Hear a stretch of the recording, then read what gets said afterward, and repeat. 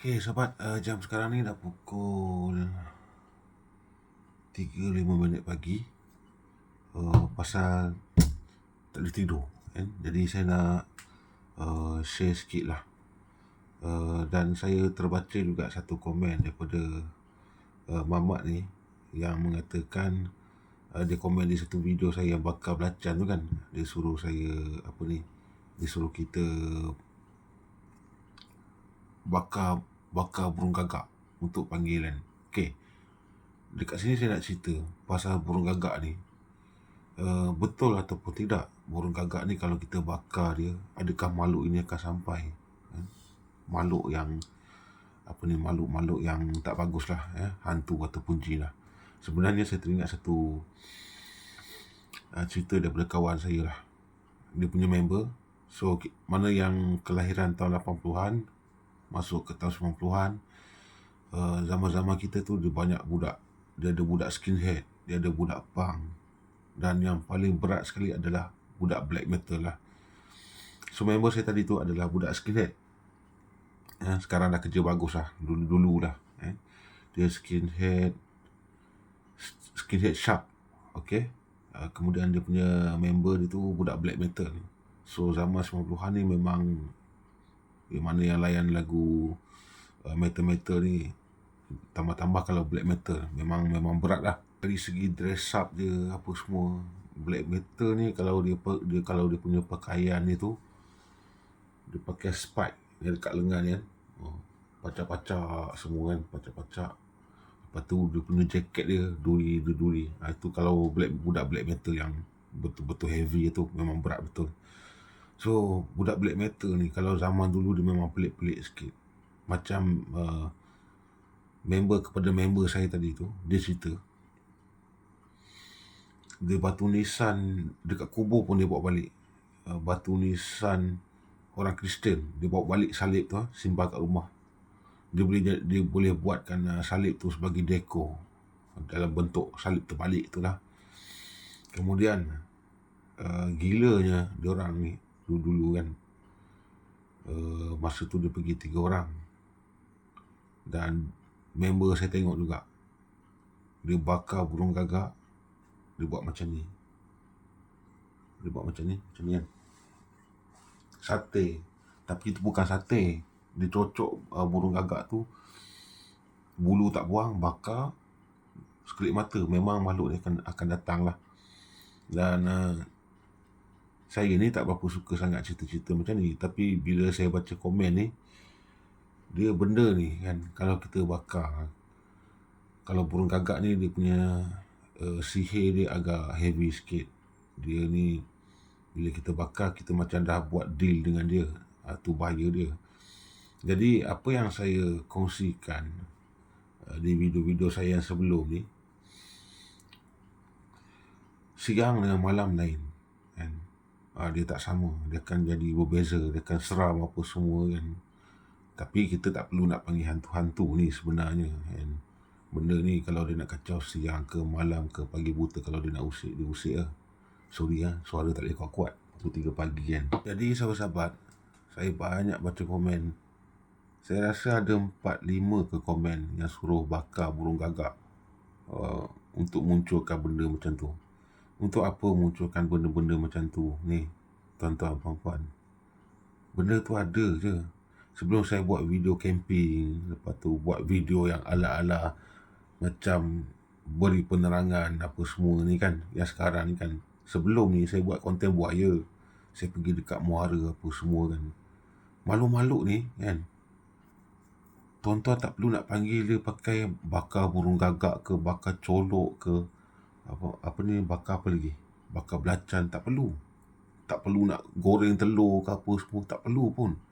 Saya ada satu footage waktu malam, masa saya pergi ke kawasan muara tu, ada satu footage. Sebenarnya footage tu saya dah kongsi banyak kali dah sebenarnya. Kalau siapa yang dah ikut saya lama, dia tahulah, dia pernah tengok footage ni. Tapi pasal saya tengok komen tu, bakar burung gagak kalau kau betul-betul berani. Saya memang berani pun kan, tapi bukan dengan cara bakar burung gagak, buat sate gagak apa semua, tak perlu benda-benda macam tu. Saya akan jadi berani macam yang sebelum ni saya cari buaya kan untuk beri informasi kepada orang kan. Kadang-kadang saya datang ke kawasan muara tu spontan je. Saya tengok mata merah dekat situ. Yang ni saya terakam. Bagi yang dah tengok, yang follow saya dah lama, dia tahulah. Mungkin yang komen ni mungkin belum tahu lagi. Sebenarnya saya dah sering jumpa dah benda-benda ni. Cuma belum nampak bentuk yang macam bentuk badan ada tangan, ada kaki. Yang tu saya belum pernah jumpa lagi lah. Lagi satu, masa saya explore malam-malam, siapa yang biasa cari ikan apa semua, dia tahulah.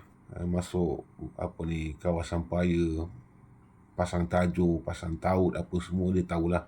Kadang-kadang nampak cahaya dekat situ. Dia besar bola sepak kita tu. Cahaya dia terbang kan. Geng-geng ni banyak cerita lah. Yang pasang tajuk ataupun mancing pada waktu malam dekat kawasan-kawasan Paya ni kan. Ataupun dekat hutan-hutan sawit. Diorang ni banyak cerita lah. Termasuk saya sendiri juga. Tapi masalahnya, yang komen macam ni. Ada satu komen kan, saya tunjuk. Yang ni. Baca dia punya komen. Dia kata, aku cabar kau bakar burung gagak. Bila saya baca-baca dia punya komen tu, di sini pun tak berani buat sebenarnya. Dia cuma berani cabar orang saja. Tapi dia sendiri tak berani nak buat pun sebenarnya. Itu saya cakap, siapa yang dah follow saya, selepas saya tukar konten saya daripada beri informasi tentang buaya, sampailah saya buat video lain apa semua. Ada 2 video camping saya. Saya tak tahu dia tengok ke tidak video camping tu. Dia bukan masalahnya kita pergi dekat situ nak jumpa hantu ke apa. Kalau dia ada, adalah. Kalau dia ada, bonus lah. Tapi selama saya camping tu, tak ada lah benda-benda pelik kan. Dengar bunyi babi, lepas tu bunyi musang apa semua tu kan. Lepas tu bunyi ranting patah apa semua, itu normal benda tu. Tapi kalau yang komen macam ni, kalau camping seorang, saya cerita pasal keberanian. Tapi kalau tuan-tuan perempuan tanya saya masa saya camping tu, adakah saya berani? Tidak, saya pun ada rasa gugup juga, ada rasa takut, seram dekat tempat-tempat hutan kan. Itu pun hutan bukan kita main redah je, kita survey dulu kan? Bukannya kita bawa kita punya tent kita masuk dalam hutan tu terus pasang kemah, bukan. Kita survey dulu kan. Dia tak boleh random benda-benda macam ni, bahaya. Dan untuk footage ni saya akan sharekan 3 lah. Kalau ikutkan ada 4. Satu footage adalah footage camera trap.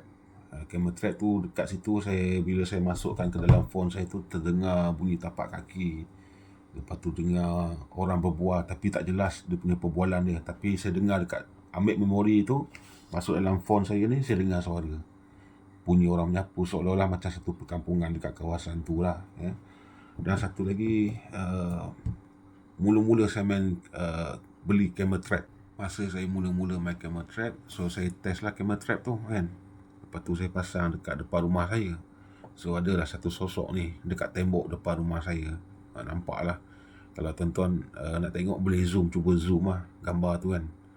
Lepas tu yang paling latest, yang banyak komen kata bakar daging burung gagak tu, ada satu ops. Masa saya rakam, masa saya seru-seru, masa saya panggil seru bukan dengan mantra, tapi saya panggil dia pontianak, pocong apa semua. So ada satu ops dekat satu batang pokok tu. Saya pun baru perasan sebenarnya. Saya dah ulang balik video tu kan. Dan masa saya dekat situ pun saya nampak juga. Cuma saya abaikan benda tu. Tapi bila saya amati betul-betul, memang dia satu ops cahaya tau, cahaya. Nanti saya share keempat video dekat sungai, dekat muara masa saya cari buaya dulu. Lepas tu video gambar dekat depan rumah saya. Lepas tu video yang paling latest sekali, saya akan share dengan tuan-tuan perempuan semualah. Okay, jadi benda ni tak perlu nak diseru-seru. Yang saya cabar ni, kalau orang yang betul-betul hati kering ni, cubalah camping seorang-seorang. Cuba camping seorang-seorang, nak tengok berani tak berani, yang itu pasal tu saya jarang buat konten camping ni. Pasal dia punya suasana agak lain bila kita camping seorang-seorang dalam hutan. Tambah-tambah hutan, tak kisahlah hutan sawit ke, hutan ke, dia memang rasa seram tu. So itulah cara dia. Kalau tanya takut tak takut, memang saya takut lah kan.